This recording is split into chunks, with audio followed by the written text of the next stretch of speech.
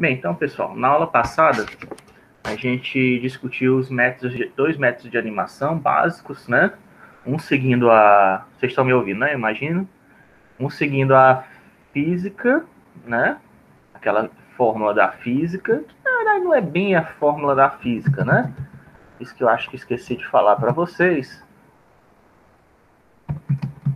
Mas isso daqui, se a gente parar para pensar, eu já mostrei para vocês, né? Isso aqui, na verdade, só é a equação da reta, tá? É uma forma escondida da equação da reta, né? Porque, ó, v é um vetor, né? Certo? Vetor de velocidade. Tempo é uma variável escalar, né? Que diz quantos segundos, quantos milissegundos acabaram de passar. E aqui são os pontos, né? Ponto inicial e o ponto atual, onde você está, né, na animação. Então, isso aqui é uma equação linear, né? É uma equação de reta, né? Só que é aquela nossa equação paramétrica da reta, né? Que a gente já viu.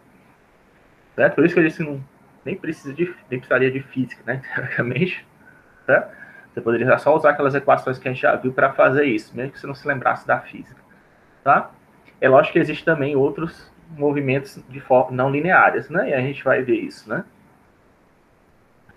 Mas no momento, né, isso aqui já é o suficiente para vocês fazerem o seu trabalho. No caso, eu não falei, ficou faltando o caso de matrizes, né? Como é que faz? Eu vou tentar demonstrar isso depois para vocês. Mas, enfim. Aí a gente vai ver aqui a questão, a gente vai ver isso depois, tá? Tá. Esse aqui é só para translação, né? Que a gente acabou de fazer, mas é só para começar, né? Aí, deixa eu ligar aqui o magnifier.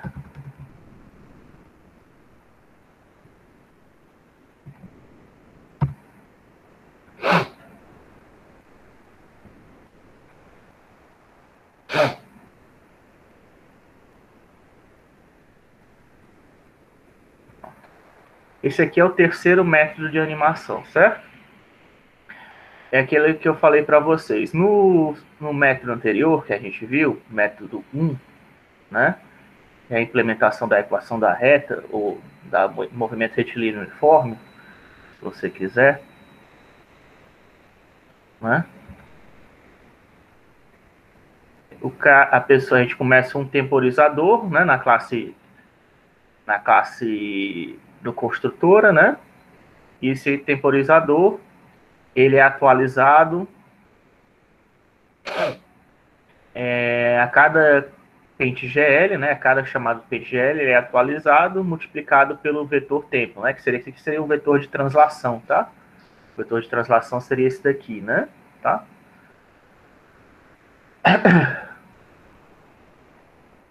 E aí,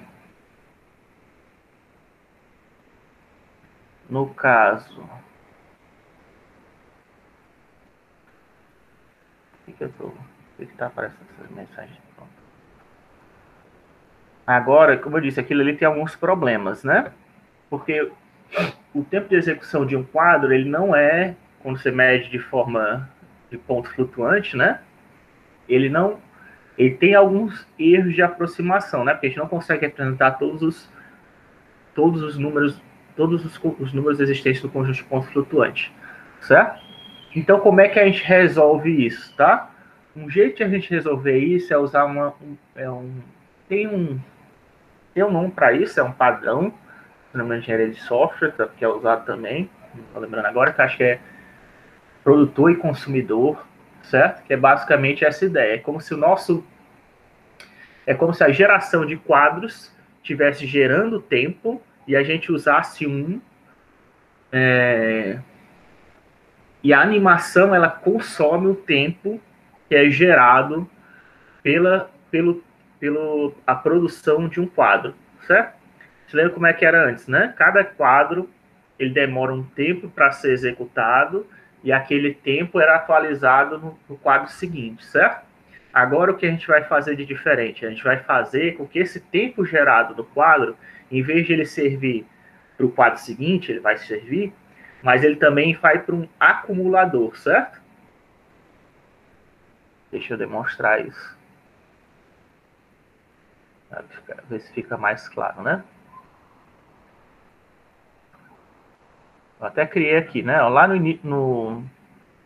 na introdução, né? No construtor, em vez de gerar aquele tempo, né? Que a gente tinha, ainda tem um ini que inicia o temporizador, só que agora eu crio uma variável acutempo, tá? Para acumular o tempo, ok?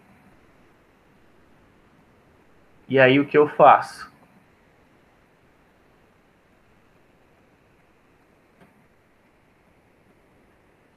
Isso aqui é parecido com antes, tá? Ó. Eu pego o fim, meço o tempo, né, atual, para pedir quanto tempo demorou para pintar o quadro, faço a diferença, só que agora, em vez de somar naquela variável tempo, eu somo na arco-tempo, tá? A arco-tempo, ela não é um acumulador, né, uma variável acumuladora de tempo, certo? Ela não vai ser usada para alterar as posições dos meus vértices, tá? Ela é para acumular. E é o que eu vou fazer, ó. Enquanto o arco-tempo for maior do que zero, certo? O que acontece? Eu pego a posição dos vértices e eu atualizo, né, de acordo com a variável um tempo fixo, certo? Um passo fixo. Isso aí eu defino na hora, certo? Na hora de fazer a inicialização do GL, tá? Eu coloquei o passo fixo. Coloquei para ser um pixel de 600, né? Nesse caso aqui, um pixel de 600 por 600, tá? Mas que vai dar, se não me engano, vai acabar dando a mesma coisa de antes, um pixel vezes a velocidade eu fiz para que ficasse a mesma coisa, tá? Um pixel de 600, por que deu isso, né?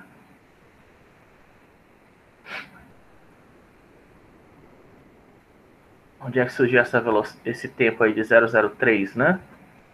Foi porque eu peguei um pixel dividido por 600, isso aqui tem que ser igual a x dividido por 2, né? Aí 2 dividido dá 1 sobre 3, x é igual a 1 sobre 300, né? Tá? E aí dá 003, né?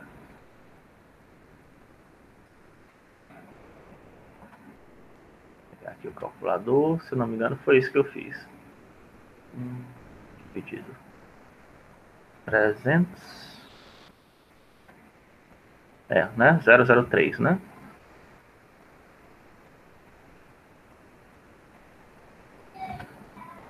Tá vendo? 003, tá? Tá andando um pixel, né? Eu cortei isso aqui fora, né?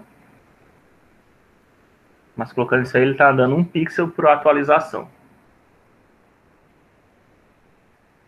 Aí, desse jeito aqui, como é atualizado 60 vezes por segundo, né? Aí ele estaria... Eu acho que é 60 vezes... Se bem que não, no caso aqui, né? É aquela ideia do consumidor, né? Então, do consumidor, na verdade, isso aí vai continuar, né? Cada quadro ainda tem liberdade de executar quantos frames for, mais ou menos, né? Quantos frames. Na verdade, o que acontece? Aí ele mede o tempo, esse tempo joga para o acumulador, aquele self-tempo, que é de 1 pixel, né? Vai atualizar os vértices um por vez, né? Certo? E toda vez que atualiza, tem o teste de colisão. Deixa eu colocar isso para não confundir depois. Teste de colisão. Mais uma vez que acumula o tempo, o importante é isso aqui, ó, tá? Cada vez que vai atualizando, eu diminuo do tempo acumulado, tá? Basicamente, isso aqui que é o importante, certo? Poderia, talvez seja até melhor tirar isso aqui daqui, deixar ali em cima. Pronto, que aí assim fica mais claro, né? O que tá fazendo, fica mais organizado, certo? Pronto, aqui tá todo padrão. Então você mede quanto é um tempo de um quadro para o outro, você salva no acumulador e aí você usa um passo fixo, né? Que no meu foi de 1 pixel por segundo, 1 pixel por atualização, perdão, não 1 pixel por segundo, 1 pixel por atualização, vezes a velocidade, né? E isso diminui do tempo acumulado. Qual a diferença de fazer disso para o padrão anterior, professor? Esse aqui é um padrão melhor, tá? De animação. Por quê? Porque primeiro, eu não falei que tem que existem uns erros, né? Que o ponto flutuante não consegue superar, não consegue representar, não existem tempos que não conseguem representar. Desse jeito, você garante que caso tenha algum quadro que demore que tenha essa representação errada, esse erro fique salvo no acutempo, tá? Fique salvo no tempo de acumulador. E aí, como esse tempo fica salvo indiretamente, porque você vai acabar produzindo um tempo negativo, o acutempo com essas subtrações sucessivas, vai gerar um tempo negativo, né? No próximo quadro, você vai compensar, certo? No próximo quadro, você vai compensar esse tempo de forma que você vai, como se fosse uma espécie de Brescian, certo? Você está sempre tentando diminuir o erro, tá? Sempre há um erro, porque self-tempo não é uma variável de ponto flutuante, mas você usando uma variável de acumuladora, você está sempre tentando minimizar esse erro, tá? Por causa desse jogo de variáveis que a gente está fazendo. A segunda vantagem é que, como a gente está usando um tempo fixo, e é por isso que eu coloquei um pixel, como você está usando um tempo fixo, para fazer teste de colisão é mais fácil, tá? Vocês podem ver que essa função, depois que vocês forem olhar o teste de colisão. Vocês podem até olhar agora, ó, que eu simplifiquei bastante o teste de colisão, tá vendo? Ó, apaguei umas 3 linhas aqui, certo? Só deixei elas aqui só para vocês verem que eu apaguei mesmo. E o teste de colisão ficou basicamente só aquilo que eu tinha explicado para vocês.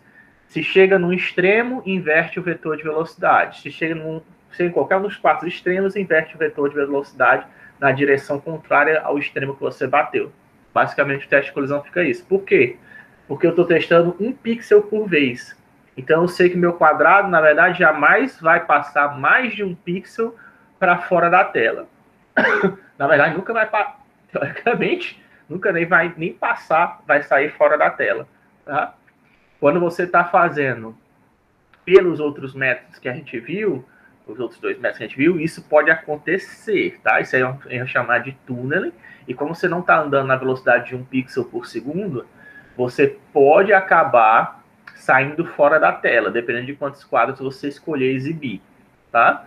E aí, você saindo fora da tela, o seu quadrado ou objeto que você está animando desaparece. Você vai ver só uma tela preta, tá? Aliás, esses são os primeiros erros que vocês podem cometer com animação, tá?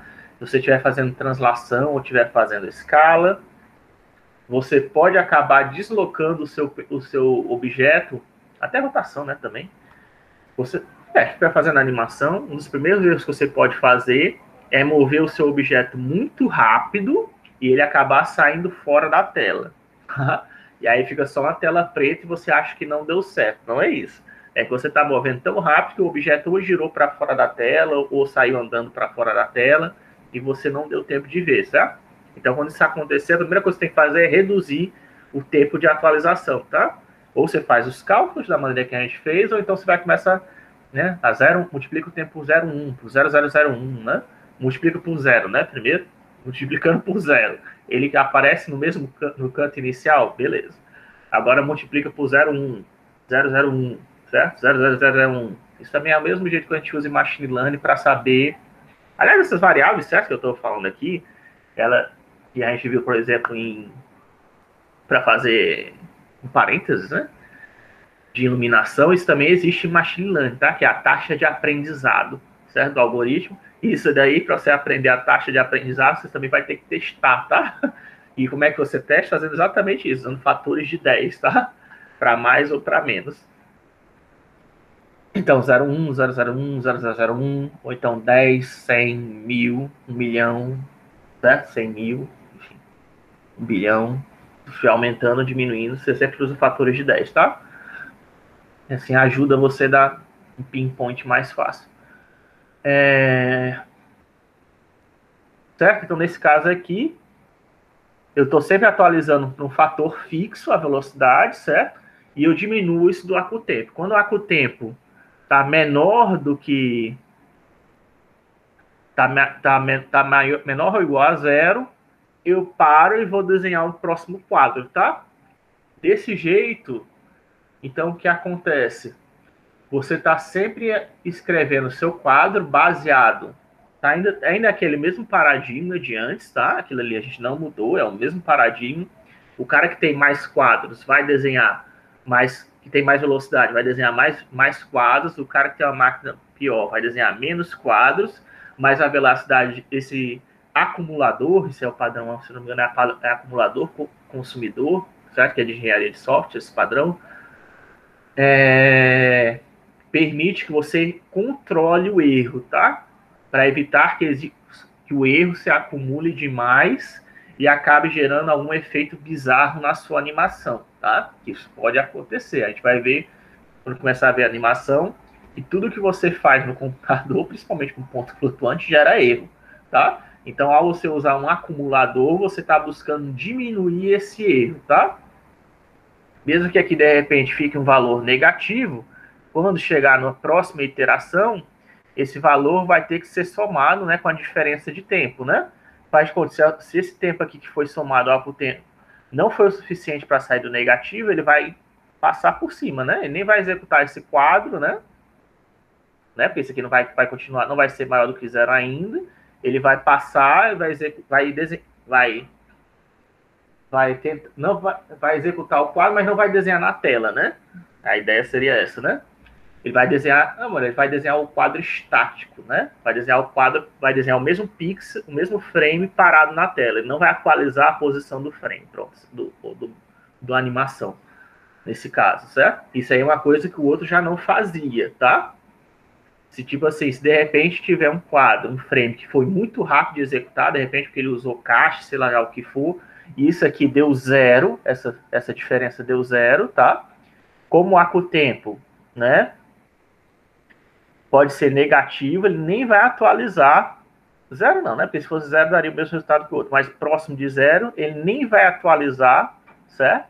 A posição no vértice vai mostrar o cara parado, certo? Se fosse no outro paradigma, ele atualizaria, mesmo que fosse só um pouquinho, mas atualizaria, tá? E isso faz diferença, porque isso é um erro, né? Tudo bem? E aí, com o tempo, você diminui esse erro. Certo? Eu acho que é só um pouquinho, mas é esse pouquinho que acontece, né? Esse errinho pequenininho, ele acontece várias vezes ao longo de uma animação, né? E aí começa a ficar cada vez mais grande, né? Cada vez maior, né? Mais grande, pelo amor de Deus. Cada vez maior, até que vai ter uma hora que você usando esse paradigma daqui, vai ter uma hora que a animação fica parada, mas que no anterior ela continua se movendo. Daí o erro, né?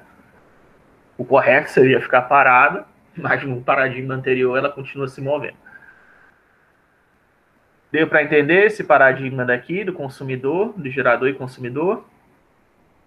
Tem o nome, eu não sei se é gerador consumidor, tá? Depois eu coloco nos comentários para vocês, mas essa é a ideia. Certo? Então esse aqui é o terceiro método de animação, que resolve aquele primeiro, que é usando a equação da reta. E aí o quarto método de animação que eu queria falar para vocês, né? O quarto método de animação é porque o segundo método de animação, que eu falei para vocês, ele é baseado em tempo, né?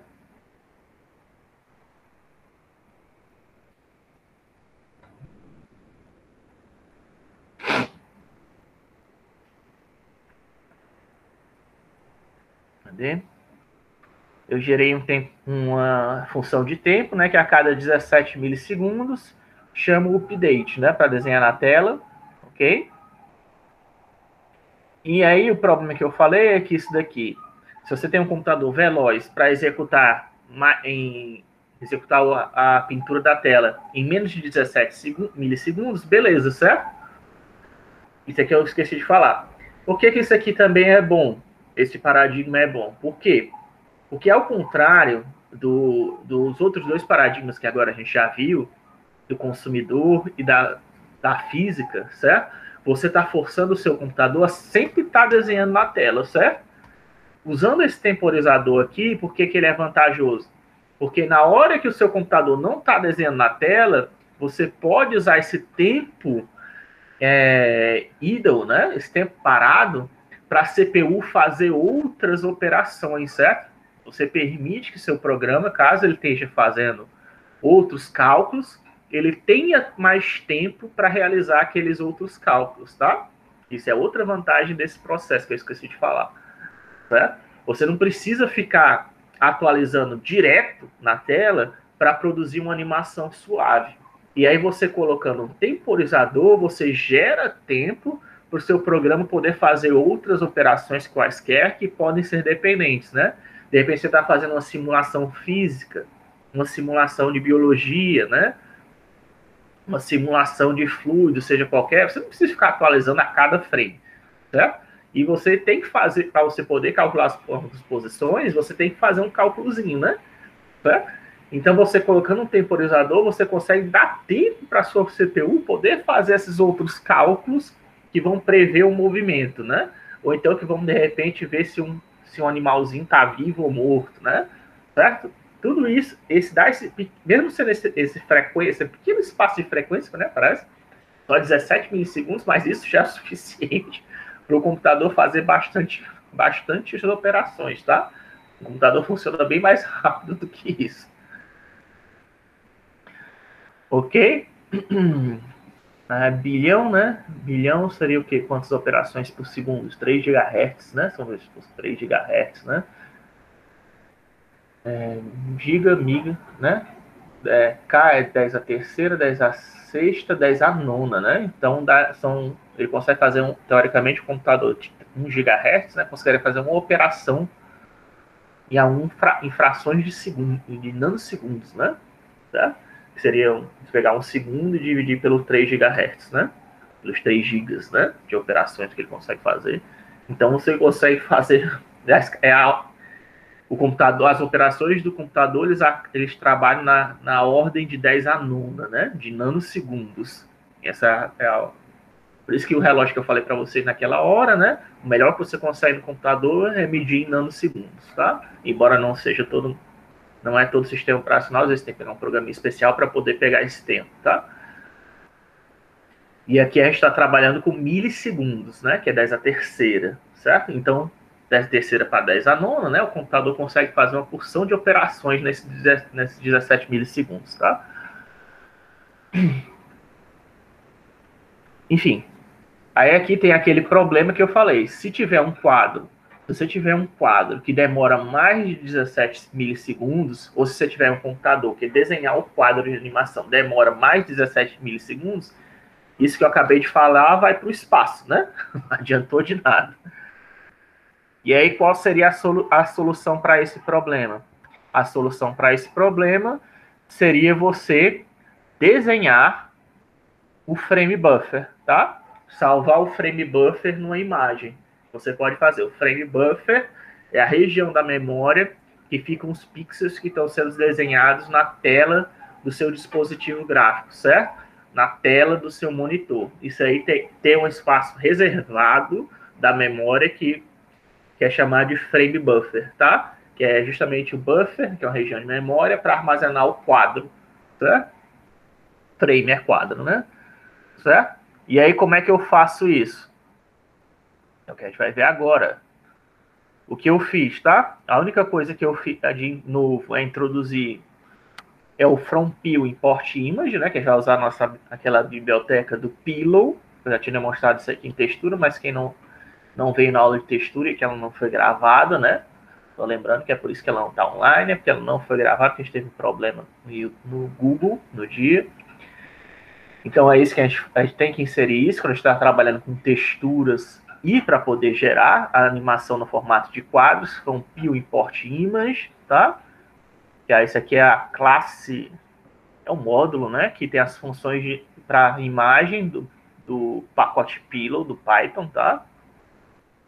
No início da nossa construtora, a gente vai ter só essas duas variáveis. Qual o quadro inicial que eu vou salvar e qual o máximo de quadros que eu quero salvar. Nesse caso aqui eu vou salvar 60 quadros por segundo, ok? Eu tenho a função grava, que eu já vou para ela, mas ela vai ser chamada onde? Lá no nosso PaintGL, certo? tem um somatório de velocidade, certo? Que é aquele mesmo que eu usei no caso anterior, tá? É uma velocidade fixa de 0,017, tá? Que é a atualização referente a um quadro por segundo, um quadro a cada 17 milissegundos, tá? Que dá 300 pixels por segundo, certo?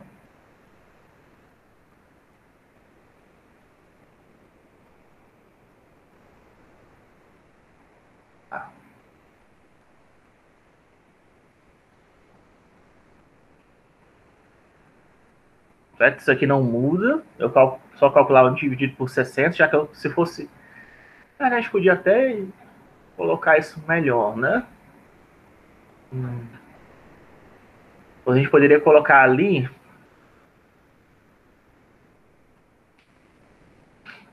Mas não ficaria. Você poderia fazer para esse cálculo aqui ser automático, né? Mas enfim, eu prefiro assim porque você pode atualizar, fazer arredondamentos, né? Ter um controle maior, né, do que está acontecendo. Que é mais claro, né, também didaticamente o que está acontecendo. Para vocês forem ver. Então, isso aqui não é velocidade, isso aqui é, na verdade, o deslocamento, né, que eu já estou multiplicando pelo tempo fixo, já que eu sei que eu vou pegar 60 quadros por segundo, certo? Aí aqui é o teste de colisão normal, que a gente já viu na aula passada.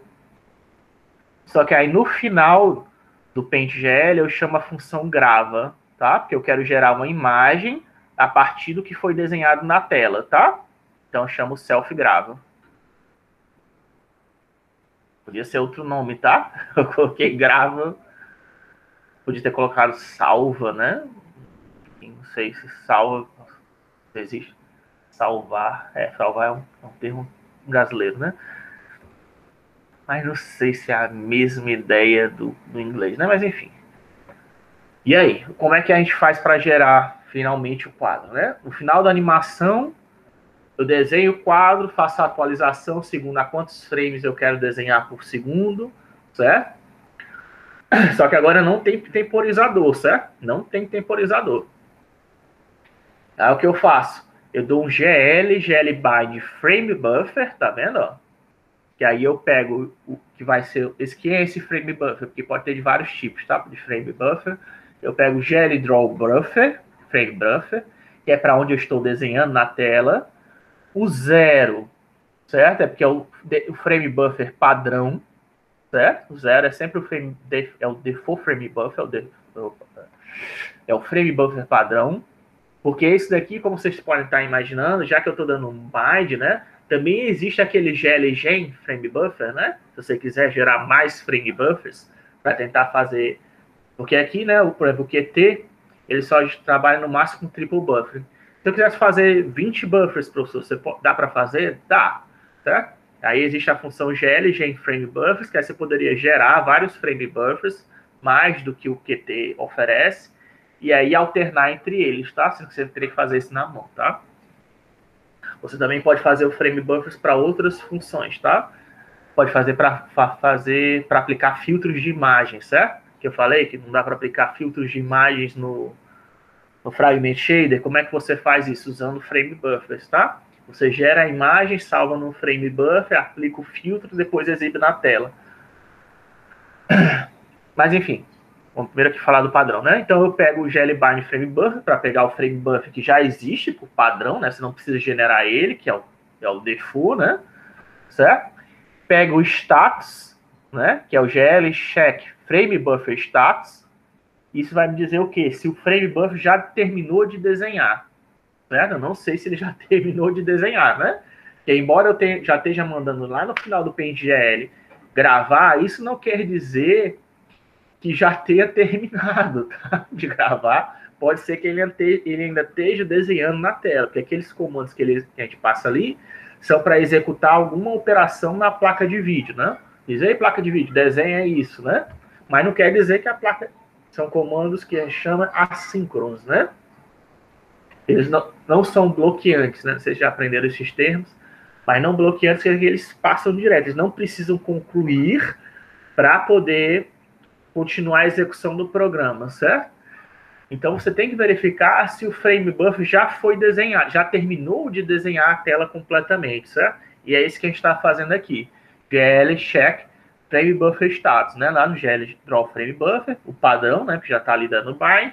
Eu pego qual é o status dele. Aí você já acabou de desenhar o frame, certo? Aí eu faço agora, a gente tem que fazer um while, né? Certo?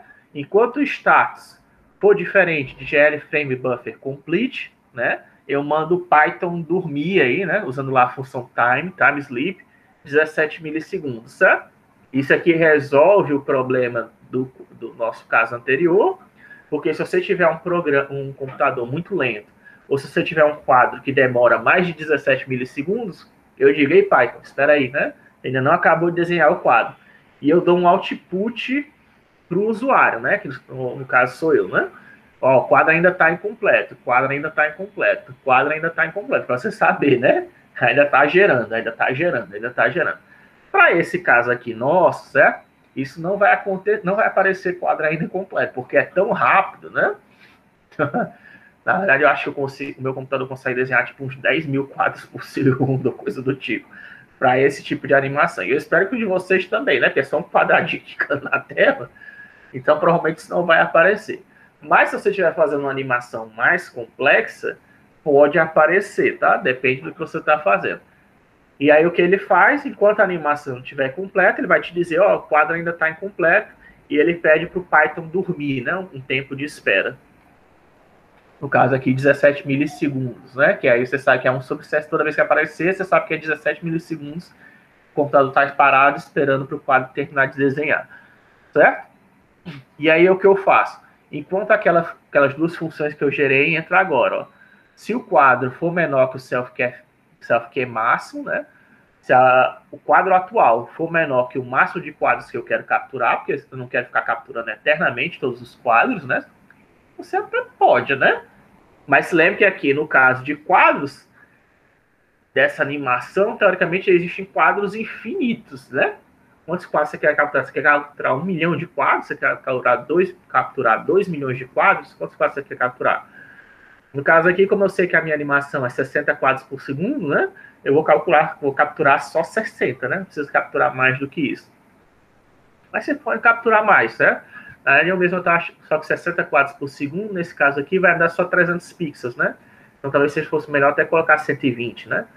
Mas enfim, essas são outras questões, né? Que vocês podem pensar depois, tá? Mas aqui eu peguei só 60 para a gente poder fazer a animação, tá? A animação de 1 segundo, né? Ok? Então aqui GL Pixel Story, né? O que a gente faz agora, eu digo como os pixels estão dispostos na memória, esse GL Pixel Story diz isso, tá? Quer dizer que é um byte após o outro, em sequência, né? Não tem offset entre os bytes, tá? Basicamente é isso que eu estou dizendo, não tem offset entre os bytes, é um atrás do outro. E aí agora eu digo quando, isso aqui quando acabou, né? Quando já está completo o frame buffer, eu digo como é que os pixels estão arrumados na memória. Isso aqui pode mudar, tá? Isso aqui é o mais comum, certo? Sempre usei isso aqui. Mas vocês podem mudar, né? Acho que aqui era até um pack. Não sei se aqui tá pack. Ué, pack? Tô na dúvida agora. Depois eu vou... É um pack ou um pack? Tem os dois, tá? Tem pack e um pack. Mas eu não tô lembrando agora se para salvar é o pack ou é um pack. Depois eu dou uma olhada na documentação e eu corrijo isso aqui. Mas acho que tá certo. Se não corrijo, só colocar um ali na frente. GL Read Pixels, certo? Que aí vai agora, isso aqui é a função que vai ler lá no nosso frame buffer, né? Agora que eu sei que ele está concluído, eu leio do frame buffer uma imagem de 0 a 600, né? No X e no Y, que é o que eu gero, né? Lá embaixo, lembra, né? Lá embaixo, para minha janela, que é 600, a nossa janela, que é 600 por 600, né? Então eu tenho que ler um frame buffer de 600 por 600 pixels, né? Se você estiver fazendo uma janela de tamanho diferente, você precisa alterar isso, tá? Você pode usar variáveis, tá? Aqui. Mas como eu disse, colocando número, eu acho que fica mais didático para você ver o que está acontecendo. Aqui é o tipo de dado que você vai ler. No caso, eu vou ler um RGB, unsigned byte para cada um dos tipos, tá? e sem output, tá? Que eu não vou, né? Que vai salvar aqui em data, né? Na verdade. Agora eu pego o data, converto para bytes, tá? Porque isso aqui vai vir RAW, né? Vai vir no formato binário, né? Da placa de vídeo, se eu não me engano. Aí você converte isso para bytes, né? Que na verdade acho para o formato que a gente de RGB, né? Basicamente isso aqui é isso que a gente vai fazer, ó. O image from bytes, certo? Isso aqui já é do Pillow, tá? Que a gente está usando, tá pegando esses dados que vieram da nossa placa de vídeo e tá convertendo para RGB, obviamente do mesmo tamanho, né? 600 por 600, certo? Convertendo os dados para RGB, ok? E aí salvam na casa de imagem. Essa imagem ela tem que ser transposta, certo? De cabeça para baixo. E não, enfim, isso aí depende de como foi feita a sua geração, né? Tem aquela história, de novo aquela história da caixa, né? Não sei se precisa realmente isso, não. Mas dependendo, isso aqui depende de como você tiver feito a sua animação, né? Como é que você gerou, como é que você está gerando o seu frame buffer, né? Mas pra gente, né? Não assim. Isso seria só para mesmo que você estivesse gerando frame buffer de cabeça para baixo, coisa do tipo. Se bem que talvez como a imagem, isso também pode ser afetado o tipo de qual formato de imagem que você está salvando, né? Que eu falei que os formatos de imagem às vezes não colocam de cabeça para baixo, né? A maneira que o BMP, o JPEG, o PNG salvam imagens não é da mesma maneira que é a imagem exibida na nossa placa de vídeo, certo? Então fazer essas operações aqui de girar, podia ser também girar, tá? Girar, fazer a transposta, inverter a imagem, isso aí depende de qual formato que você está usando para salvar a sua imagem. Na prática, para a gente, isso não faz diferença no momento. Mas só para você saber que isso existe, tá? Porque a gente não está preocupado se a animação... a gente só quer produzir animação, né? Com a imagem. Alinhar ela para ficar de cabeça para cima ou para baixo, isso aí depende... Enfim, depende do tipo que você está fazendo, tá? No caso aqui do quadro, nem adianta, né? Porque é um quadro clicando na tela, o que é o para cima e para baixo, né? Por isso que eu disse que não faz diferença para a gente. Mas se fosse um bonequinho correndo, aí você teria que ver, mas aí também depende do formato, qual formato você vai salvar. Você vai salvar JPEG ou PNG? Aí, dependendo disso, você vai ter que ver como é que ficou a imagem resultante. Ah, então tem que virar 180, então tem que virar 90. Isso depende muito do formato de arquivo que você vai salvar, né? Não dá para dizer, é só fazer isso aqui é para todo mundo, né? Não funciona, não é assim. Aí agora, finalmente, né, então, basicamente, eu disse como é que os dados estão organizados na memória, li os pixels da memória, converti para RGB, e agora eu digo para onde é que eu vou salvar a imagem, tá? No caso aqui, o meu é user Rafael Documentos, CGUS, imagens, frame, olha lá a variável quadro, ó, str self quadro, tá? Porque esse aqui self quadro é uma variável do tipo inteiro, eu estou com str string, eu estou convertendo para texto, e aí fazendo a concatenação do texto é coisa fácil de fazer, tá? Em Python, graças a Deus. É só você fazer mais str a variável numérica, seja qual for, mais PNG, no caso aqui eu vou salvar PNG, e eu digo que o tipo é PNG. Se fosse JPEG, aqui seria JPEG, JPEG, tá? Extensão JPEG, tipo JPEG. Se fosse BMP, extensão BMP, tipo BMP. Se fosse TIFF, extensão TIFF, tipo TIFF maiúsculo, tá? E aí ele já vai para... Isso é a vantagem do Pillow, né? Seja qual for o formato que você quiser, ele já vai converter no... Você não precisa da especificação de formatos, né? Ele já vai salvar no formato que você precisar. E aí eu atualizo a variável quadro, tá? Self quadro mais um. Pronto, com isso, uma vez que você tenha feito, gerei o quadro a partir do meu frame buffer, ok? Aí agora é só mandar fazer o update de novo, tá? Que é para desenhar o próximo quadro. Eu coloquei um time sleep aqui, que não é obrigatório, mas é só para simular o movimento na janela, tá? Para se você quiser olhar o que está acontecendo na janela, se corresponde ao que você salvou, tá? Mas não precisa, tá? Isso aqui é opcional, não precisa. Se você tirar isso aqui e dar o self-update, vai dar a mesma coisa, ok? Então eu vou executar. Pronol.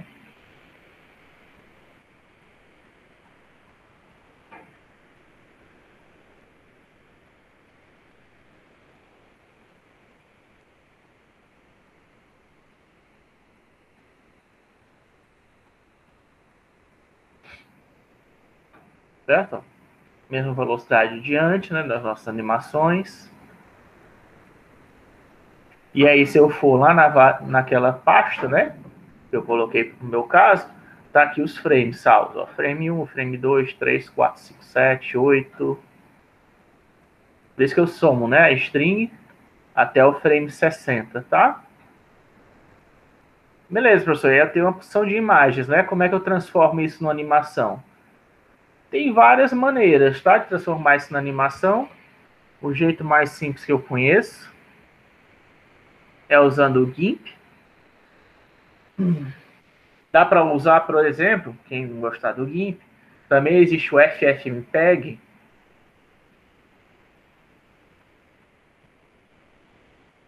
FFmpeg é um programa gratuito, tá?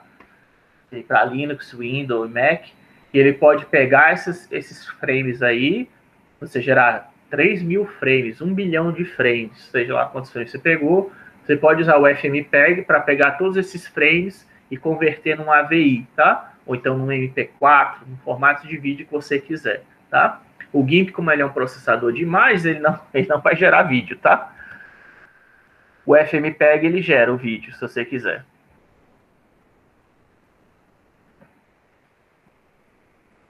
Do Blender também, tá? No Blender, se você quiser pegar o Blender, você pode inserir esses quadros lá no editor de filmes do Blender e você também pode gerar um vídeo do formato que você quiser, MP4, AVI, FMPEG, sei lá o que você...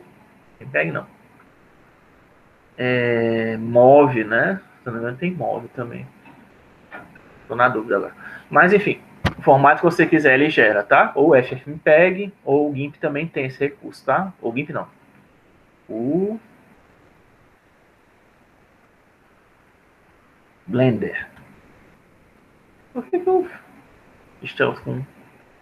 Por algum motivo o GIMP está travado?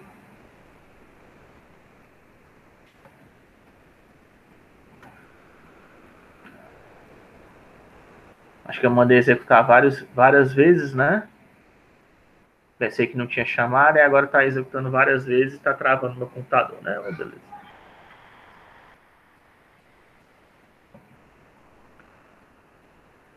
Close programa. Vamos.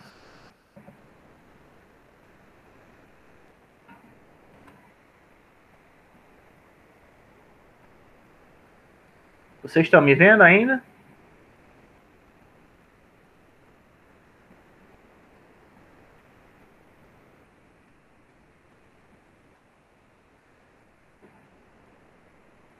Alô?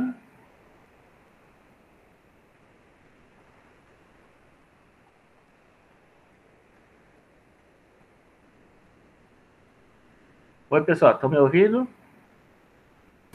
Oi, professor, tô ouvindo. Ok. Eu apertei aqui Ctrl Alt Del para finalizar o GIMP. Não sei se cortou. Ah, não, tá aparecendo. Não sei se cortou a tela de vocês, né? Na transmissão. Certo? Então aqui eu estou no GIMP, ok? Aí aqui tem a opção File.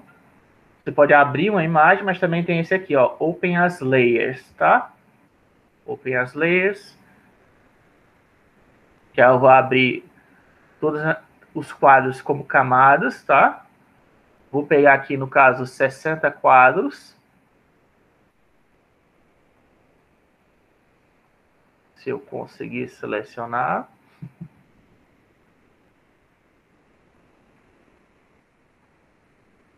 Eita, mas o nome. 60. Só tá aparecendo 10, né?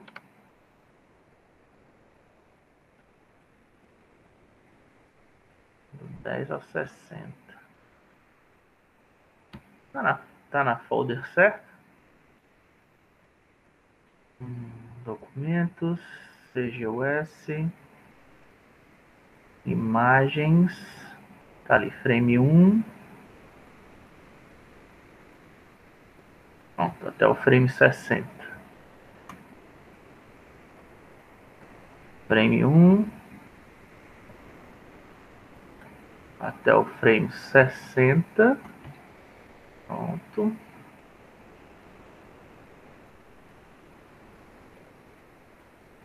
Aí, voltei. Vai demorar um pouquinho, certo? Mas ele vai abrir as 60 imagens. Ele está abrindo 60 imagens, né?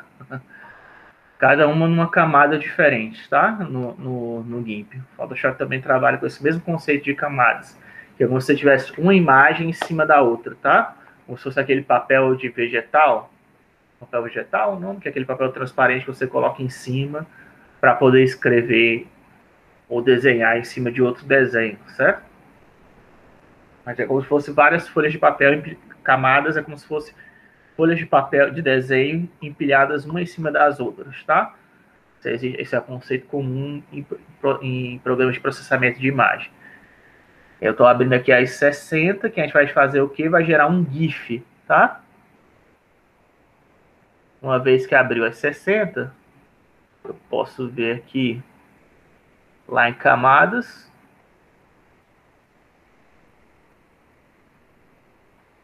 tá? 60 até 1, tá? Tem todos aqui os meus quadros.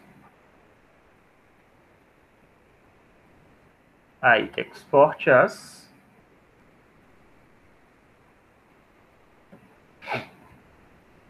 Animação quadrado. Ponto GIF, né? E aí o que ele vai pedir, perguntar para você, ó. As animation, tá? Quando você salvar a GIF no GIMP, você tem que dizer que é uma animação. E aí você diz quanto tempo, quantos milissegundos você quer entre o quadro e outro, tá? Aqui tem 100 milissegundos, mas você pode colocar 17, né? No caso, que foi o que a gente capturou. E aí você pode dizer que isso aí é aplicado para todo mundo, tá?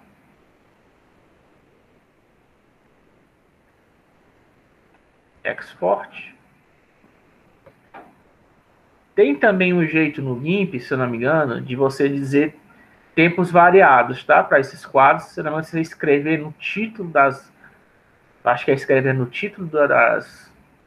E aqui tá com o título do nome da figura, né? Mas, se não me engano, você tem um jeito de você colocar o tempo que você quer que cada quadro seja exibido diferente, tá?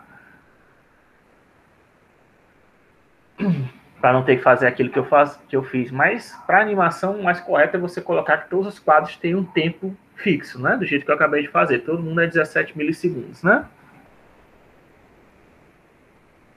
Mas só para você saber que existe essa possibilidade, caso você prefira que tenha determinado quadro que seja exibido por mais tempo, né? Certo? Então aqui a gente tem a animação quadrado.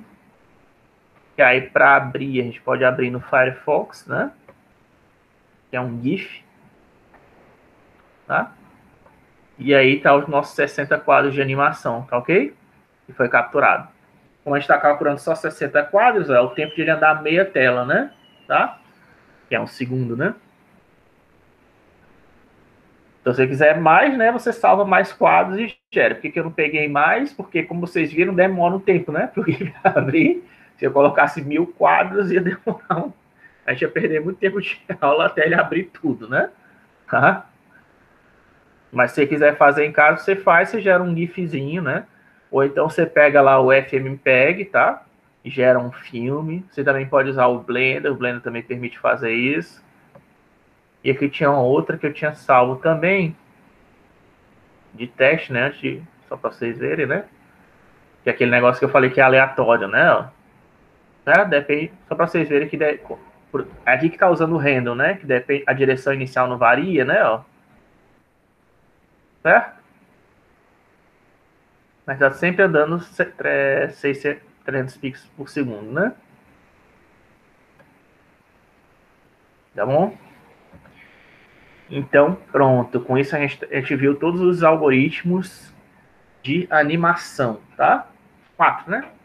quatro padrões de algoritmo de animação. Primeiro, você usar a reta, né? Equação da reta, ou então a física, se você quiser, para fazer a animação. O segundo é você fazer um temporizador, né?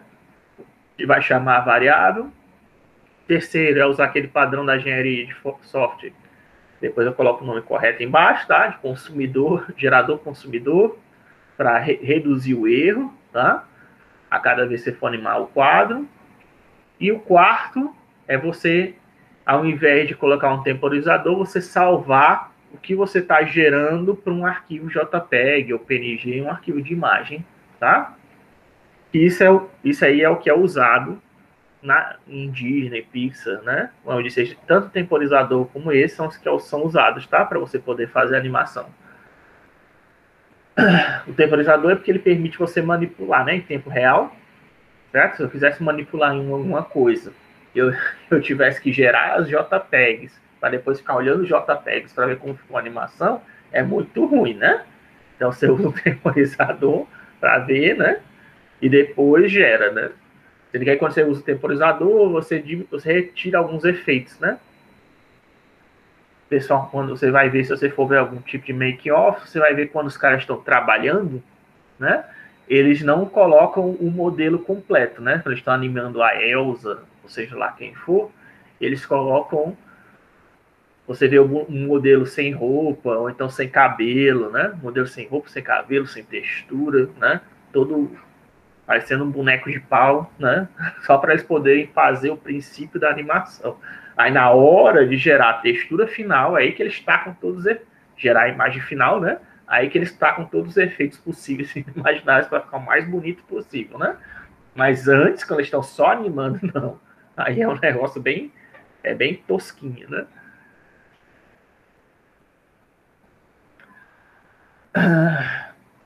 Aí agora o que faltou, agora a gente vai ver a questão do debugger, tá?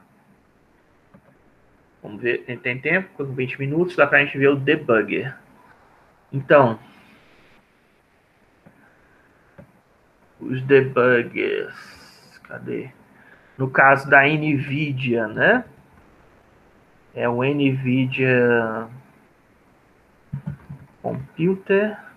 Compute.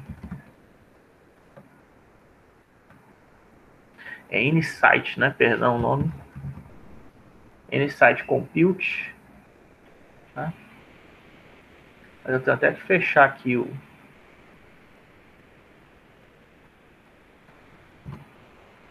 Jupyter, tá? Tô dando shutdown lá no Jupyter, porque para a gente poder fazer um debug, para poder entrar no debugger, a gente tem que executar o Jupyter pelo debugger, tá? É isso que a gente está fazendo. Isso aqui é o Insight, certo? Aí, isso aqui é a primeira tela que vocês veem, tá? Quando abre o Insight, aí você pode criar um novo projeto, certo? O nome, sei lá o que. Wes. Ok. Aí tem que dizer onde é que está o nosso executável, né? Quem é que a gente vai executar? No caso meu, né? Depende de onde você instalou, né? Onde é que está instalado o seu Jupyter, né? No meu ele está instalado na pasta C, Python 3.8, que é o que eu estou usando, scripts, Jupyter Notebook, tá? Se você instalou o Jupyter Notebook pelo pip, ele também deve estar aqui, tá? No scripts, na parte scripts dentro do Python que você está usando, né? Não sei qual, se for o 3.9 ou se for o 2.7, sei lá. Tá dentro dessa parte de scripts, tá? Aí o diretório é onde você instalou o Python, né? Na Open, certo? Então, esse aqui é o que a gente vai executar. Aí é o diretório que a gente trabalha, né? No meu caso, é onde está esse diretório de trabalho, é onde estão os seus scripts, né? No meu, em meus documentos, seja o S, tá bem aqui os scripts, embora não esteja mostrando. Certo? Ainda tem a opção de passar comandos de linha adicionais, mas não precisa. Só isso aqui já é o suficiente. certo? Que é o que não sei se dá para reduzir isso aqui. Dá não, ó. Como é que eu vou ver ali embaixo? Aí aqui lá embaixo tem um launch, ó. Certo?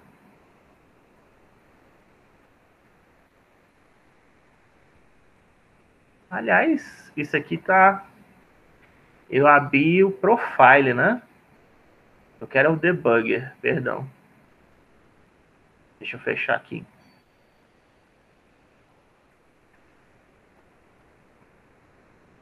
Oh. Aqui é o N-Site Graphics, perdão. Que o profile ele serve para medir o tempo, tá?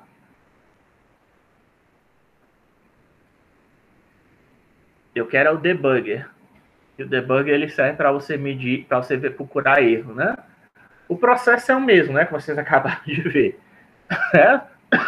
Mas o que a gente quer, né? O que eu quero mostrar para vocês é como encontrar erros, né? Não é como medir o tempo de execução. Medir o tempo de execução é bom quando você quer saber aumentar a eficiência do seu programa, né? Certo? Aí abriu essa tela lá do N-Site Graphics, ok? Cria um novo projeto. O processo é o mesmo, tá? Não mudou nada. O S. No diretório que você quiser, tá? Eu estou usando o diretório padrão do N-Site Graphics. Seleciona a aplicação. C. Python 3.8, scripts. Jupyter Notebook.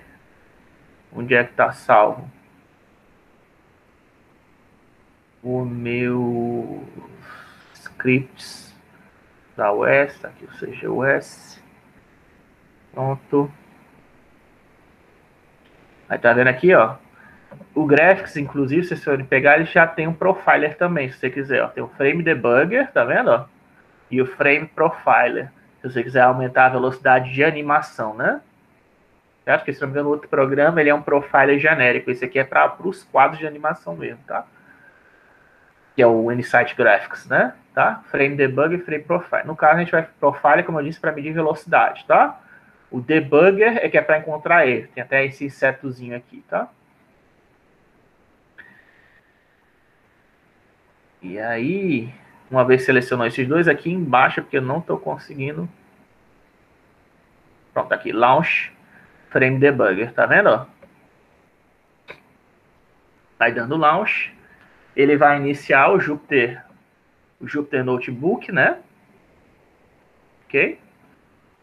Só que agora dentro do nosso dentro do N-Site Graphics, né? Um ambiente controlado. E aí eu posso pegar algum desses quadros, talvez a primeira.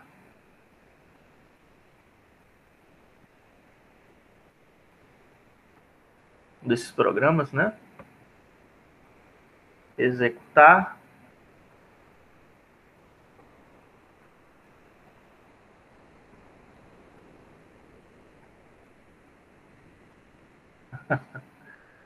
Tá louco. Aqui já aparece a medição de quadros por segundo, né? Se você quiser ver, ó. Quantos quadros por segundo está, o FPS.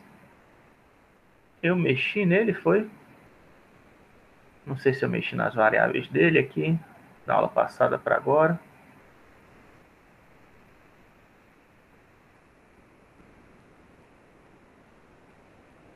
Ah, porque tá 25, né? Eu esqueci de mudar isso. Enfim. Não sei se isso aqui vai atrapalhar a gente. Deixa eu modificar logo aqui. Colocar um. Deixar o normal, né? Velocidade. Deixar a velocidade lá padrão, né? De 300 pixels por segundo, que é o que a gente está usando.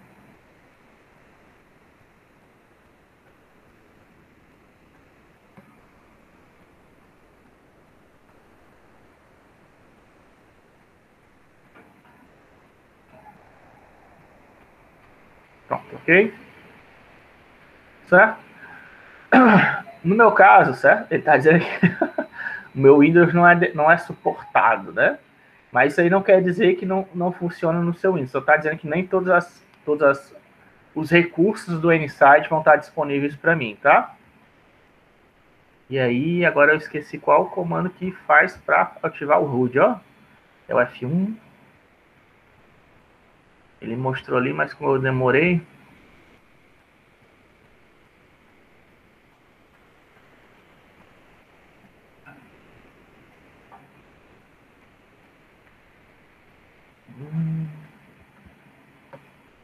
F10, F11, F12. Como é que é o que ativa o HUD, cara?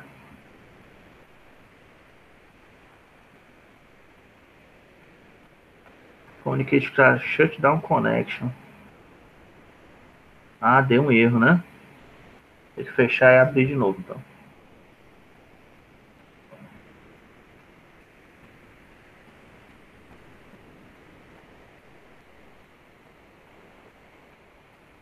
Eu não testei fazer isso gravando webcam, transmitindo via internet, né? Não sei se isso influencia alguma coisa, mas vamos tentar de novo. Porque dá, tá? Isso funciona no meu computador. No pior caso, vou ter que gerar screenshots e colocar isso nos slides.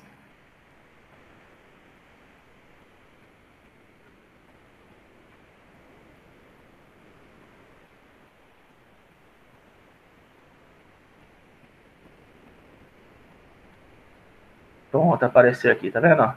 Hit Ctrl Z for HUD, certo? Aí a velocidade tá, né? Chega até, depende, varia, né? Mas uns 1000 quadros por segundo, né? No meu, mais ou menos, né? Que ele tá executando, certo?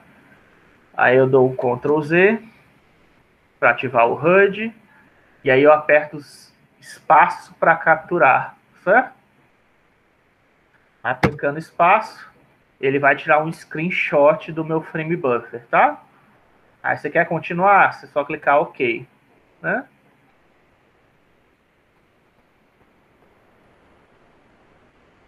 Pronto. Ele capturou aqui no caso o default, tá? Porque eu não mexi nas configurações, que é 67 quadros, tá? Da minha animação que ele pegou. Ou melhor, 67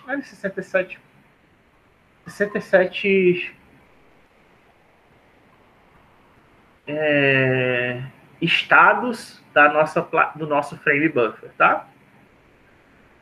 Da nossa placa de vídeo, né? Que não quer dizer que necessariamente ocorreu uma atualização do frame buffer, tá? Isso vai fazer mais sentido quando a gente olhar aqui, ó. Voltando agora lá para a nossa aplicação, tá aqui os 67 estados da nossa placa de vídeo, tá? Você clica em aí você pode começar onde teve um evento, né, na placa de vídeo. Toda vez que tem um evento na placa de vídeo, aquilo foi salvo para a gente, tá? Sendo que aí nem todos os eventos são importantes. Os mais importantes, obviamente, são esses que estão coloridos, né? E o mais você pode ver também o que está acontecendo aqui do lado, ó. Certo? O que foi que ele salvou do frame buffer, tá? Ele te mostra o frame buffer, que são as cores, ó. Te mostra o padrão, o depth buffer, né? Se você estiver usando figuras 3D. E mostra também o que? O stencil buffer. O stencil buffer ele tem uma outra utilidade que, se não me engano, é como se fosse um filtro, né? Que você pode usar para fazer filtros de imagem, né? Ou fazer seleção de alguns pixels, né? Eu quero só fazer máscaras, pronto. O stencil buffer é quando você quer fazer algum tipo de máscara em cima da sua imagem, tá? Mas aqui são os 3 buffers que a placa de vídeo tem. O frame buffer normal, o depth buffer, que a gente já comentou, que é usado em figuras 3D, porque tem pixels que estão em diferentes profundidades. E aqui o stencil buffer, né? Seria o Z, né? Nosso Z. E aqui é o stencil buffer, que a gente não mexeu. Provavelmente a gente não vai mexer. Se a gente mexer, eu falo dele, não é para vocês, mas é para fazer algum tipo de máscara em cima da sua imagem.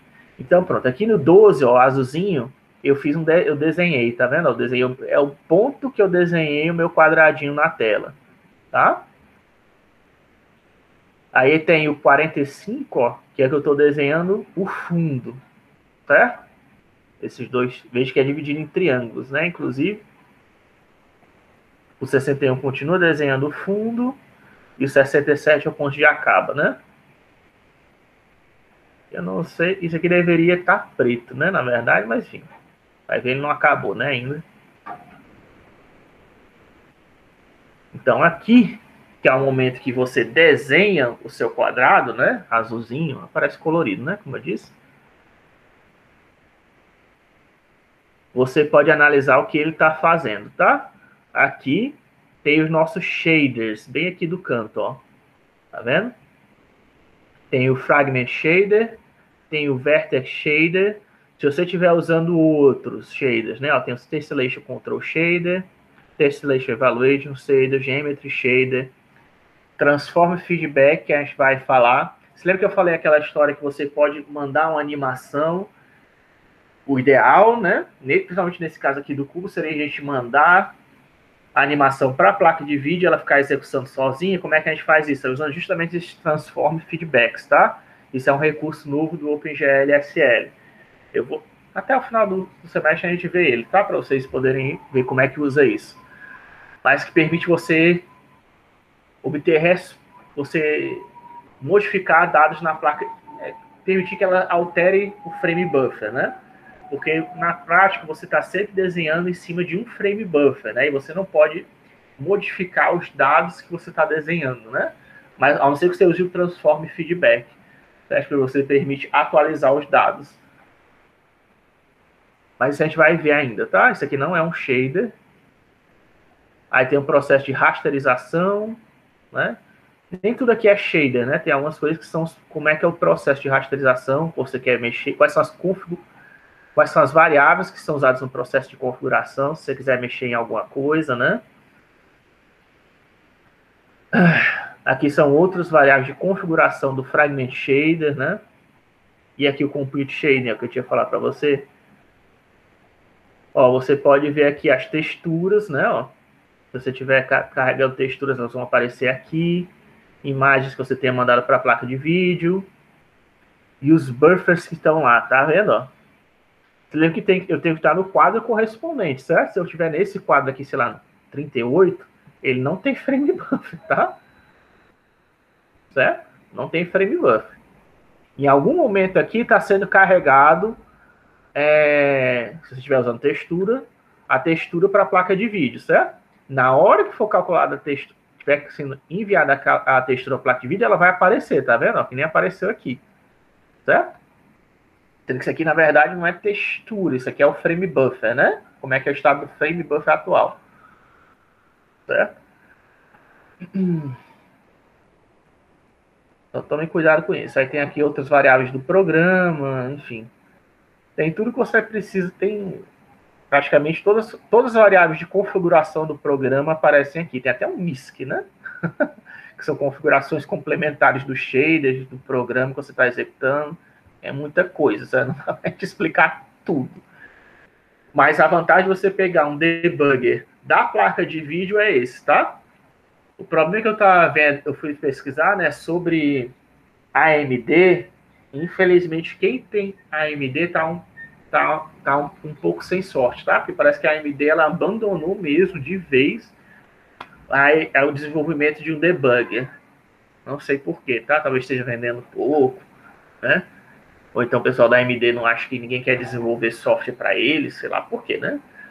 Mas a única versão que eu achei de software para AMD foi aquele que eu mostrei para vocês, que está defasado, né? Não sei se é compatível com toda a placa da AMD. É um software antigo que você teria que baixar e usar, né? Ou então você pode usar o outro que eu vou mostrar, se der ainda.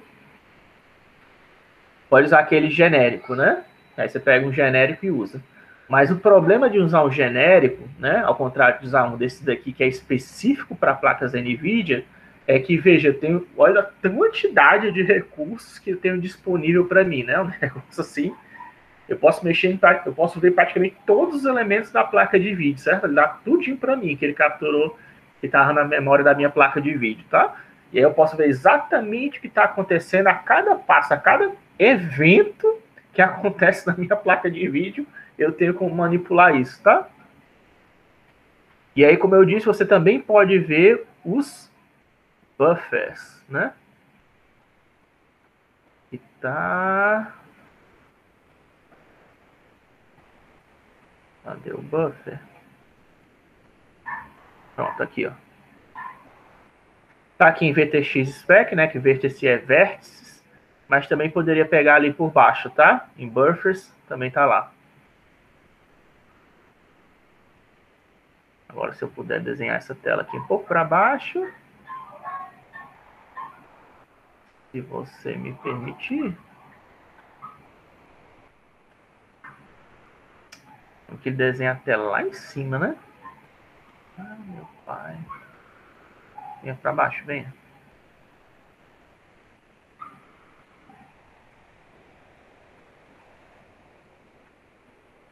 Ixi, foi muito agora.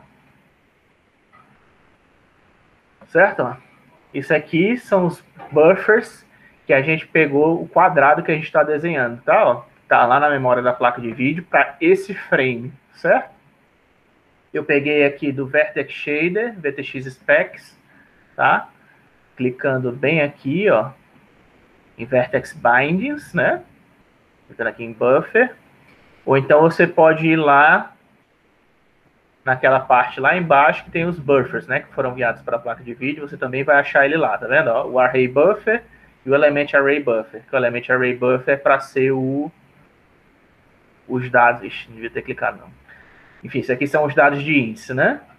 Isso aqui, se eu clicar para cá, vai aparecer essa mesma janela, tá? Essa janela aqui, deixa eu cobrir a outra. Isso aqui são os dados dos pixels, tá? Isso aqui, lembrando, como são, porque são 48, né? Porque são 4 vértices do quadrado, né? Cada vértice tem 3 posições, né? 3 posições, cada uma ocupa 4 bytes. 3 posições vezes 4, 12. 12 vezes 4, 48, certo? 4 vértices, cada vértice tem 3 posições, x, y, z. E como a gente está usando ponto flutuante, se eu não me engano, para as posições, é float de 32 bits, né? É 4 bytes. Então, 4 vezes 4 vezes 3, né? 16 vezes 3, 48. Então, tem 48 bytes. Ou seja, esses 4 primeiros bytes aqui são o x do quadrado, da primeira posição do quadrado. Esses outros bytes aqui são y. Olha o z, ó. O z é sempre 0, né? Porque a gente está trabalhando em 2D. Aí vem de novo o x, o y, o z, né? Ó, 0, 0. Aí depois o x, o y, o z e assim vai, né? Até a última posição. Tá, professor, mas isso aí não me ajuda muito, né? A não ser o z, que eu sei que é tudo 0. Esses caras aqui, como é que eu posso transformar isso num dado legível? Aí, colega, você tem primeiro, você coloca isso para hexadecimal, tá? Esse aqui está mostrando formato numérico. Numérico não adianta de nada, porque isso aqui adiantaria se você estivesse usando, porque o nosso tamanho que a gente está usando é de 32 bits, né? E é de ponto flutuante. Se a gente estivesse usando byte e estivesse usando bytes inteiros, isso aqui já me mostraria exatamente o dado que está armazenando lá, tá? Mas no caso, não. Como é ponto flutuante e é 4 bytes que a gente está usando para cada número, então melhor você converter isso para hex, tá? Colocar em hexadecimal. Esses aqui são os 4, né? E aí o que você faz? Graças a Deus existe uma coisa chamada Python, né? Aí o Python, ele tem um módulo chamado struct, certo? Aí agora o comando do struct é struct. Eu salvei isso aqui em algum lugar porque eu sabia que eu não ia decorar. É struct o quê, hein?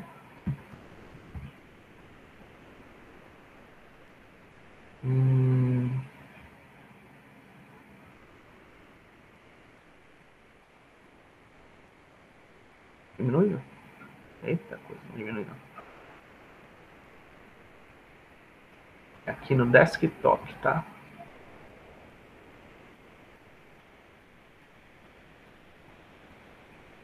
Struct Unpack aqui, pronto. Minha colinha aqui.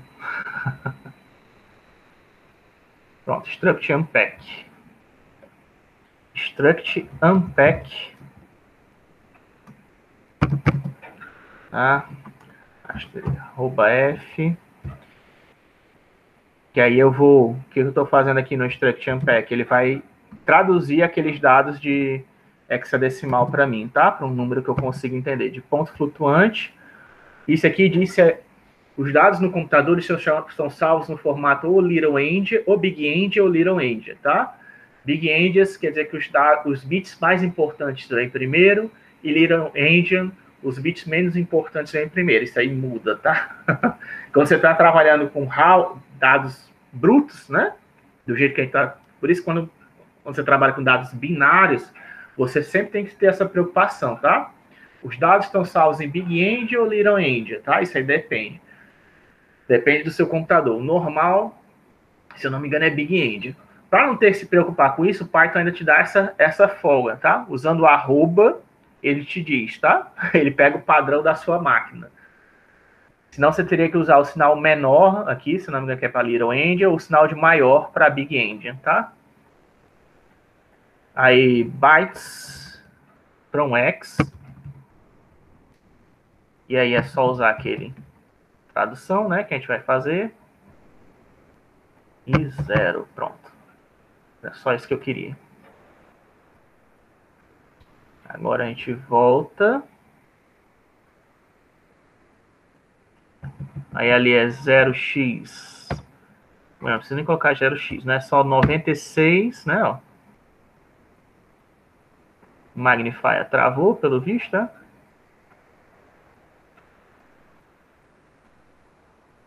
O Magnifier travou.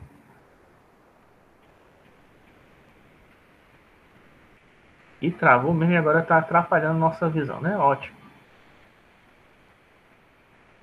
Enfim, é muito programa mexendo na parte gráfica, né? Ao mesmo tempo. Enfim, 9636 AD, então acredita em mim, né? BE 9636 AD BE. Deixa eu ver se finalizar ele. Se eu consigo executar de novo. Ctrl Alt Del.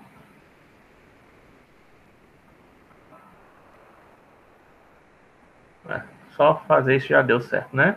Então pronto, tá aqui, ó. 9636 ADBE, tá? Em hexadecimal, cada um desses números equivale a 4 bits, tá? Então 4 bits, 1 byte, né? 4 bits, 1 byte, tá? Então 9636 ADBE, então justamente os 4 bytes que eu peguei, 9636 ADBE, tá? Aí a posição que ele me dá, ó, quer dizer que aquele meu quadradinho, que está nessa posição aqui, né, ó, ele está na posição menos 0,33 e x, faz sentido, né? Você lembra que aqui é menos 1 e aqui é 1? Então aqui está em menos 0,36, provavelmente é esse cara daqui, né, que está mais próximo do zero. É um desses dois caras aqui. E aí qual é a altura dele? É só pegar o byte seguinte, né? Que é 26 F8 35 BF. 26 38 B5 26 F8 35 BF. 26 F8 B5 26 F8 35 BF. Presta atenção. 35 BF, né? BF 35 F8 26 F8 35 BF, pronto. Altura menos 71, né? Menos 71, eu diria que é esse cara daqui, né? Certo? Não é esse cara daqui, porque esse aqui já está muito próximo do menos 1, né? Que seria o x. Então a gente está pegando esse vértice daqui, ó, no quadrado, certo? Dá para calcular isso na mão, professor? Se eu estiver duvidando do senhor, certo? Mas só que não, como já está passando a aula, a gente não vai fazer isso. Mas basta você pegar o screenshot, né, disso daqui, e aí você fazer na mão, né, a conversão de 0 a 600 pixels, né? Abre isso lá no GIMP, vai lá de 0 a 600, vê qual o pixel que corresponde a esse cara, aí você faz a conversão, né? Do mesmo jeito que a gente fez. Esse pixel aqui, dividido por 600, tem que ser equivalente a x mais 1, né, que é x menos menos 1, dividido por 2. Aí você vai achar a coordenada, e com certeza vai ser menos 0,33 alguma coisa, tá? E a mesma coisa faz para o F, certo? Duvidando. Mas aqui pelo olhômetro eu já consigo, já dá para perceber, tá? Isso aqui é o 0,33, 0,31. E a gente poderia fazer isso para todos os dados, certo? Então a ferramenta de debug é bom porque você tem esse tipo de controle. Eu posso ver até os dados que estão lá na placa de vídeo, como eu tinha falado para vocês. Não apenas as imagens, tá? E assim você consegue acompanhar passo a passo o que está acontecendo na sua placa de vídeo. Deixa eu tirar aqui o magnifier.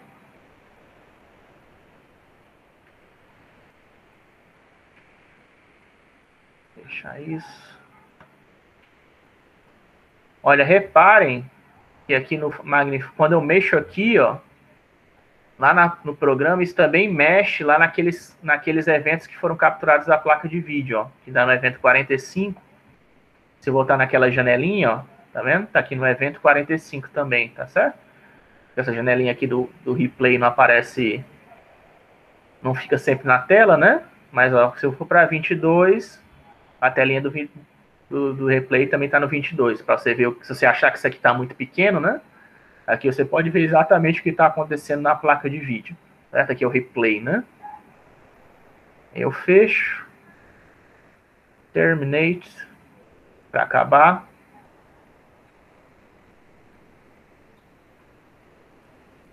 Agora, eu sei que está passando um pouquinho da aula, mas eu queria só mostrar o outro programa, tá? Que é para quem não tem placa de vídeo NVIDIA, né?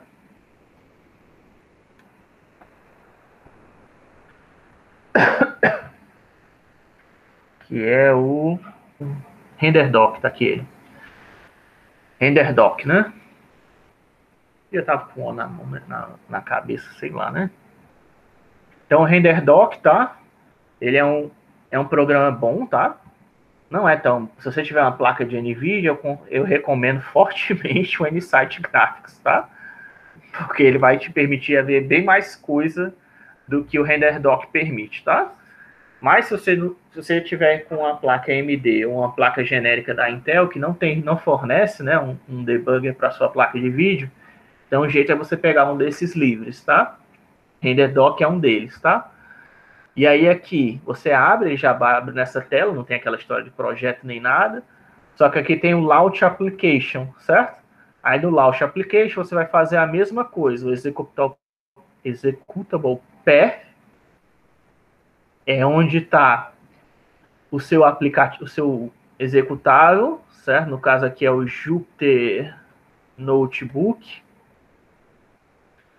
E Working Directory em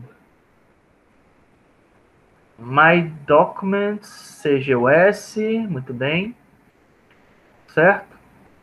Aí aqui você tem que tomar um cuidado, né? Que eu não fiz lá, deixa eu esqueci de ativar o magnifier, né? Para vocês verem. Então não sei nem se vocês estão conseguindo ler. Certo? Então aqui é o RenderDoc, ó, File, Tools, Dev, né? Essa aqui é a versão 1.1 que eu peguei. Certo? Aí tem o Texture View, o Pipeline State, né? Que dá para ver o pipeline, ó. Certo?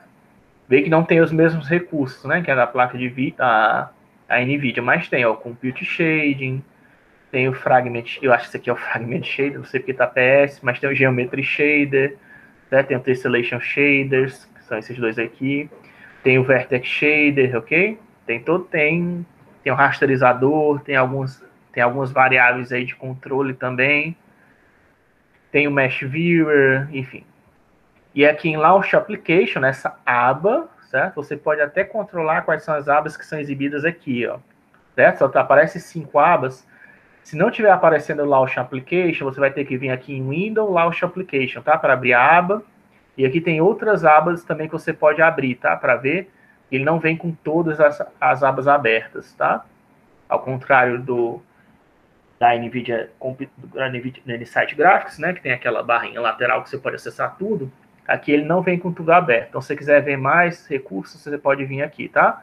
No Windows, Aí você escolhe quais são os que você acha mais legais, né? O que você achar mais útil. E depois você pode salvar o seu layout, tá? Como default, para sempre abrir daquela mesma maneira. Enfim, aí lá no Launch Application, você coloca quem é o seu aplicativo, aí é a mesma coisa lá do N-Site Graphics, tá? Onde é que estão os seus scripts que você vai executar no Jupyter Notebook. No meu é esse User Rafael Documento CGUS. E aqui tem algumas opções de captura, né? A NVIDIA, eu acho que ela já captura por padrão os processos filhos. Mas aqui não, tá? Aqui você tem que dizer que para pegar os processos filhos, tá? Pegar todos os recursos, capturar todos os comandos, coletar call stacks, tá? Faz validação de API, verifica o acesso ao buffer, ativa tudo que você quer capturar. Ele te dá a opção, esse programa te dá a opção de você escolher o que você quer capturar, né? Se você achar que é muito, se você, por algum motivo, ficar lento e você quiser capturar menos informações da placa de vídeo, você pode, tá? Você pode controlar aqui. A NVIDIA já te dá tudo. Provavelmente deve ter um jeito de configurar lá também, mas eu não fui atrás, que já pegou o que eu queria. Certo? E aí, do mesmo jeito, você vem aqui e dá Launch, tá? Aí ele vai executar o Jupyter Notebook. Tá? Você executa aqui a aplicação que você quer. No caso, deixa eu ver se eu pego um dos de textura, né?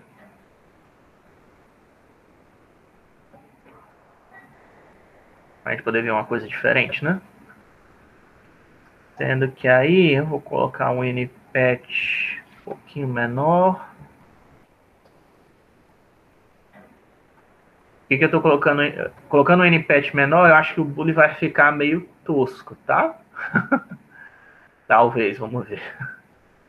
Mas é também para não ficar muito lento, certo? Ok? Aí abriu, ó, o chá de Newton, que eu já testei, tá? E se você não,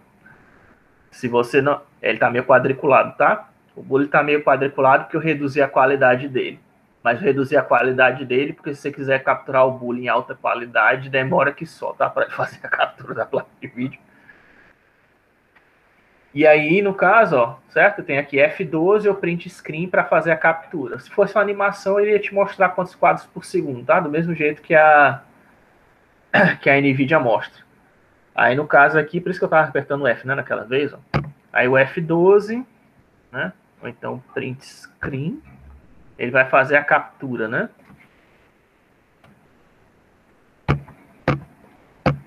Bem, eu não sei o que está acontecendo, mas não está capturando, certo? Mas captura, é para capturar. Ah, pronto, apareceu. Ei, não sei por que demorou tanto. Ixi, meu Deus. Não sei por que, certo? Talvez delay aí, aquela. Ou talvez pode ter sido vários motivos, né? Ou tava. Pode ser que a tecla do meu teclado esteja com. Provavelmente, certo? A minha tecla do teclado tá com defeito, tá? Ou então pode ser que tenha demorado, né? Todo esse tempo para capturar, o que eu acho difícil, né? Ter demorado todo esse tempo para poder capturar. Mas enfim, finalmente capturou, certo? Os dados. Aí aparece aqui, tá vendo? Ó, o meu dado capturado. Você clicando em cima dele, o frame, ele vai carregar, né? Aí aparece aqui do mesmo jeito, ó. Aparece aqui os eventos. Não sei se aparece todos os eventos, tá? Aí depende, né, da sua placa de vídeo. Tem até os swap buffers aqui. Mas aí você já pode ver a sua textura.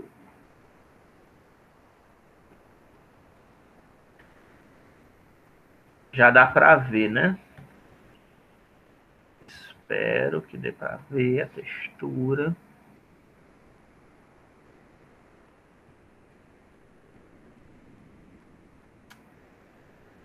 Onde é que... Tá aqui, ó. Pronto. Tem que achar o evento, né? Aquela história. Não é...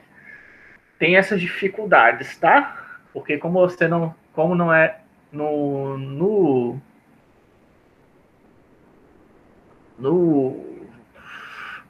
OpenGL, né, ou no Nsight View, ele aparece aquelas coresinhas, né, para você saber onde é que você está desenhando lá no frame buffer, né? Porque o Nsight Graphic, ele captura os eventos e ele te mostra colorido nas partes que ele está desenhando no frame buffer, né? Esse daqui, né, que eu estou usando, que é o... Como é que é o nome dele? Até esqueci de novo o nome dele. Ai, meu Deus. É o render doc, né? O render doc, ele não coloca isso, tá? Tem aqui o timeline para você dos eventos, ó, tá vendo? Aqui tá os eventos do timeline, seria aqui, né? Sendo que aí você tem que ver, ó, qual evento, qual é a parte que ele tá vendo ali que tá aparecendo ali, o bully, ó. Desapareceu as partes, ó. Conforme eu vou andando aqui, ele vai mostrando, ó, tô desenhando essa parte. Desenhei agora essa parte do bico, certo? Você pode ver a mesma coisa, tá? Que aparece lá na NVIDIA. E aqui aparece a textura carregada, ó. Aqui no caso, como eu só estou usando uma textura, eu não estou fazendo normal map, não estou fazendo nada, tá? Só estou carregando a textura e aplicando. Mas só para dica, você pode ver a imagem que foi capturada lá da placa de vídeo. Também dá para fazer isso lá no Nsight, tá? Só que aí você tem que só estar com maior cuidado quando vocês forem fazer isso, que não é todo o evento que ele está desenhando na placa de vídeo, tá? Se lembra que você está capturando, quando você dá um screenshot, ele captura uma série de eventos da placa de vídeo, ok?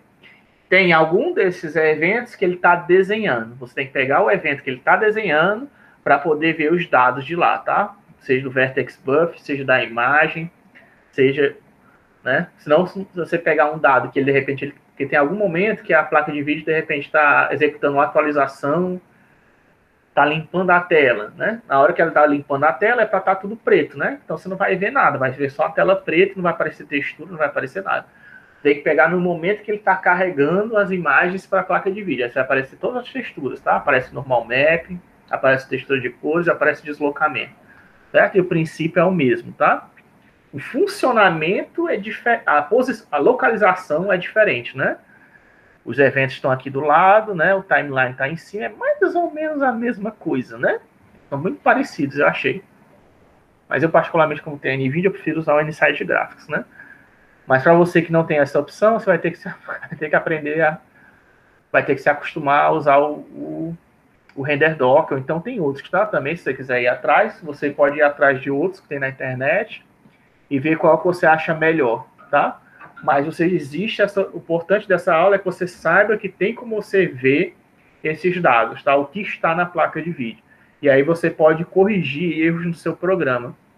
Dá para até ver, como eu estou mostrando aqui nesse caso, como é que o bully foi desenhado, ó, passo a passo, ó. Se você olhar aqui embaixo, ó, conforme eu vou vendo os eventos, ó, ele desenhou só o quadradinho, né, ó. Aí começa a desenhar um pedaço dele, ó. Tá vendo? Conforme eu posso ver os eventos passo a passo do desenho do bully. Como é que ele foi desenhado, né? Aí depois começa a desenhar a xícara ali, tá vendo, ó? Certo? Também dá para fazer isso lá no Nsight Graphics, tá? Não se preocupe. Porque aí é um processo diferente, mas é a mesma ideia. Você captura uma série de eventos da placa de vídeo, só tem que ter cuidado que não é todo evento que está desenhando, tá? E aí você pode ver tudo que está acontecendo lá na placa de vídeo. Infelizmente não é tipo assim... Bem que no caso do Nsight tem aquela parte lá de baixo, né, que tem lá só os buffers, né? Que aí, para você não ter que ver onde é que está desenhando no evento, ele te dá essa opção, né? Tem os buffers lá separados, você pode só clicar lá nos buffers para ver, né, o que está na placa de vídeo. Aqui esse programa, o RenderDoc, ele não te dá essa opção, não tem um canto, né, só com os buffers, né? Pelo menos não que eu tenha achado. Se você achar, me diga, tá? Ok? Então é isso que eu queria mostrar para vocês de debuggers.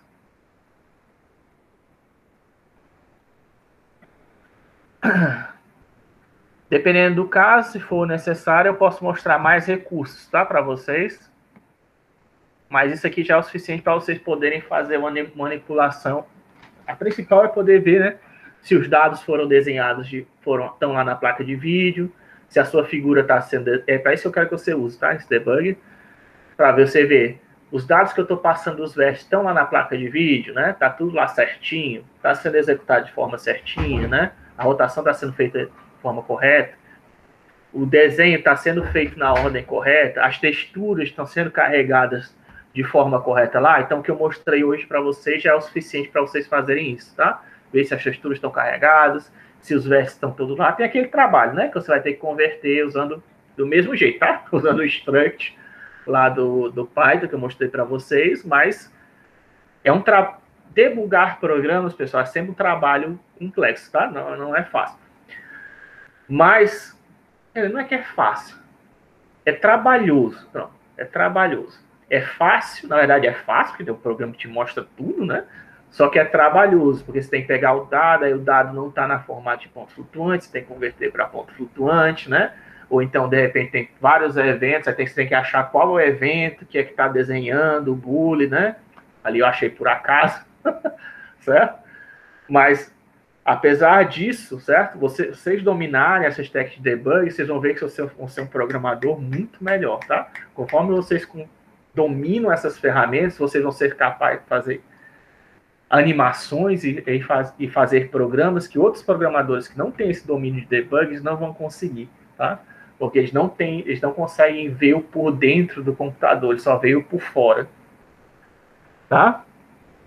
Enfim, e debuggers existe não somente para OpenGL, mas existe para Python, para Java, para C, seja o que for, certo? Então, vocês dominarem, é essencial que você domine os debuggers das linguagens que você quiser aprender, tá? Para você ter esse tipo de controle, para você ter esse tipo de visão do que está acontecendo. No restart, fecha, sair. Então, com isso, a gente acabou tudo que eu queria falar para vocês. Já tenho para vocês poderem começar a fazer animação. Ok? Aí, na aula, segunda-feira que vem, a gente vai começar com os slides propriamente de animação, tá? A gente vai passar agora para a parte de teoria, tá? Porque a animação, ela tem alguns conceitos, né? E aí vem, a gente vai falar da história, né? Com cinema mudo, etc, né? Como é que era feito a animação a princípio. Porque tem vários princípios, do mesmo jeito que existem princípios da computação, né? Que são importantes para a animação, quando você está animando a computação, né? Por exemplo, questão de erro, né? Quem está fazendo animação na forma ingênua não se preocupa com o erro acumulado, e a gente tem que se preocupar. Mas também existem princípios da animação que a gente não pode ignorar, né? Ah, não quero nem saber como é que o pessoal fazia de antigamente, né? Vou fazer aqui do meu jeito louco que eu quiser. Não. Existem coisas que o pessoal desenvolveu desde o princípio lá do desenho à mão, né? Que ainda se aplicam na computação de hoje, né? No processo de hoje, né? Para você poder fazer uma animação fluida, né? Que não fique desagradável ao olho, que fique realista, né? Tá? Então a gente vai discutir isso a partir de segunda-feira que vem. Ok, pessoal? Tudo bem? Passei um pouquinho da aula, mas a gente começou também um pouquinho mais tarde, então compensou. Então, boa tarde. Né? Eu vou passar os vídeos dessas duas aulas ainda essa semana. Eu já passei os vídeos das aulas anteriores, já passei para o e-mail de vocês, tá? Que eu estava devendo. Então a gente está atualizado, né? Só falta passar as listas, né? Que eu estou devendo. Eu vejo se passa a semana também. Então, bom final de semana e até segunda-feira que vem, ok, pessoal? Assim, tirar a presença, né? Deixa eu aqui gravar, parar a gravação.